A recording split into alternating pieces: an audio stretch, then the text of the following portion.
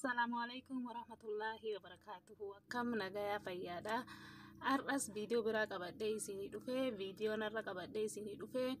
Maraq yookaan suugoo akka itti godhan. Suugoo tana chapaatii yookaan ruuza waliin nyaatuu dandeettanii akka itti godhu na waliin ilaala. Zayitii disxiitii ibidarra kaadhee zayitii diqqishuutti naqadhee deebi'ee shunkurtii itti naqee shunkurtii firii takkaa itti naqee eega shunkurtii tana haga isiin na bilchaatu diqqoo eegee zanjabiilaaf qullubbii ka walitti daakame itti naqee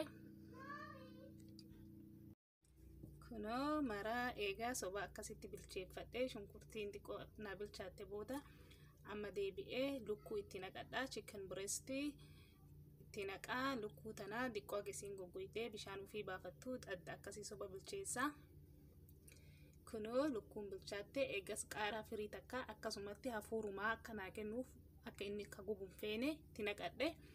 Eegas deebi'ee kaarotii itti naqadhe. Kaarotii kanallee soba xiqqishuu waliin bilcheessaa. Amma deebi'ee ammoo dinnichaa itti naqadhaa. Dinnichaa kana soba akkanatti bilcheessaa. Eegas deebi'ee qimamoota itti naqadhaa. Qimamoota black pepper itti naqadhee, irdii itti naqadhee, barbaree itti naqadhee, eegas cumin itti naqadhee.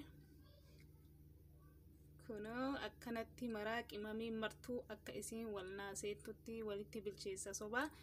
Eegas deebi'ee ammoo maagii itti naqadhaa. Maagii firii takka itti naqaa. Maagii itti naqee deebi'ee sooqidda itti naqu. Maal jennaan maagiin inni waan sooqidda qabuufi kanaafuu sooqidda itti naqee amma timaatima firii lamaa qabaa. Timaatima kana danfisee daakee jira.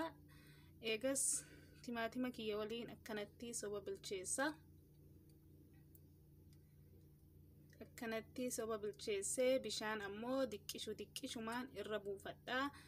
Akka isiin jalatti hin qabanne bishaan hedduu yeroo takka bakka takkatti yoo itti naqxan hin bada diqqoo hagas mara isiniin tolu.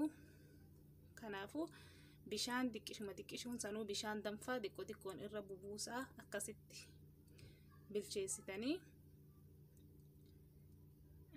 Viidiyoo akkuma hin dheeranneef didiqqeessee sa'aatii dheertuu laalitii akka isinirraa fudhanneef didiqqeessee isinii godhe. Kunoo bilchaattee jirti amma dinnichaalleen kaarotii lukkuu martuu bilchaattee jirti. Eegas deebi'ee ammoo qaaraa gugurdaa kana mangumne kana hafuura bareedaa kennaa fi isa itti naqadhaa. Isa ammoo hin bilcheessu bakka xiqquma itti naqee eegas akka gaariin bilcheessu yoo bilchaatee kalara isaa hin bada. Kanaafuu amma bilchaattee suugoon teennaa kunoo akkanatti bareedduudha. Qixxaa waliin yoo barbaaddan ammoo ruuza waliin yookaan chapaatii waan argitan mara waliin hedduu bareeddu yoo akkanatti nyaattanii. Viidiyoo kana yoo jaalattan like, share, subscribe naa gochuu hin dagatina. Yeroo biraa viidiyoo biraatiin haga walitti deebinuu nagaya keessa naa turaa isiniin jedha. Warri duraan subscribe naa gootan hedduu galatoomaa. Yoo laaltanii ammoo viidiyoo jaalattan viidiyoo san like naa tuquu hin dagatina. Kanaafuu nagaya keessa naa turaa isiniin jedha. Bye.